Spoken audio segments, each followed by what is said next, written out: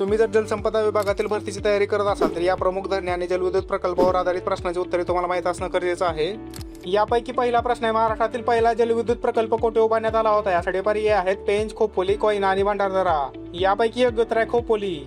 दुसरा प्रश्न आहे, खालीलपैकी कोणत्या जलविद्युत प्रकल्पाला महाराष्ट्राची भाग्यलक्ष्मी असे संबोधले जाते? यासाठी पर्याय आहेत कोयना, राधानगरी, जायकवाडी आणि उजनी। यापैकी योग्य उत्तर आहे कोयना। तिसरा प्रश्न आहे, महाराष्ट्रातील सर्वात पहिले मातीचे धरण कोणते आहे? यासाठी पर्याय आहेत पानशेत, गंगापूर, टेमघर आणि वैतरणा। यापैकी योग्य उत्तर आहे गंगापूर। चौथा प्रश्न आहे, महाराष्ट्रातील विल्सन डॅम कोणत्या नदीवर बांधलेला आहे? यासाठी पर्याय आहेत कृष्णा, भीमा, प्रवरा आणि गोदावरी। यापैकी योग्य उत्तर आहे प्रवरा। पाचवा प्रश्न आहे, महाराष्ट्रातील कोणत्या धरणाचे जलाशयाला शिवाजी सागर असे म्हटले जाते? यासाठी पर्याय आहेत पावना, पानशेत, उजनी आणि कोयना। यापैकी योग्य उत्तर आहे कोयना।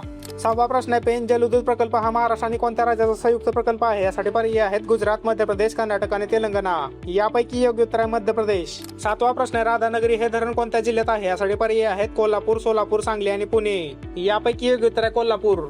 आठवा प्रश्न आहे, पाटघर धरण कोणत्या नदीवर आहे? यासाठी पर्याय आहेत इंद्रायणी, नीरा, प्रवरा आणि तापी। यापैकी योग्य उत्तर आहे नीरा।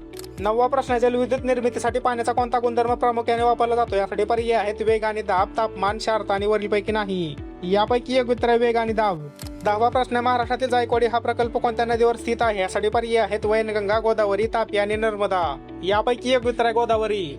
शेवटचा प्रश्न आहे, जायकवाडी हे धरण कोणत्या जिल्ह्यात आहे? यासाठी पर्याय आहेत छत्रपती संभाजीनगर, सोलापूर, अहिल्यानगर आणि गडचिरोली। या प्रश्नाचे उत्तर काय असेल कमेंट करून नक्की सांगा। त्याचबरोबर व्हिडिओला लाईक करा आणि असेच महत्त्वपूर्ण प्रश्नांचा अभ्यास करण्यासाठी चॅनलला सबस्क्राईब करायला मात्र विसरू नका।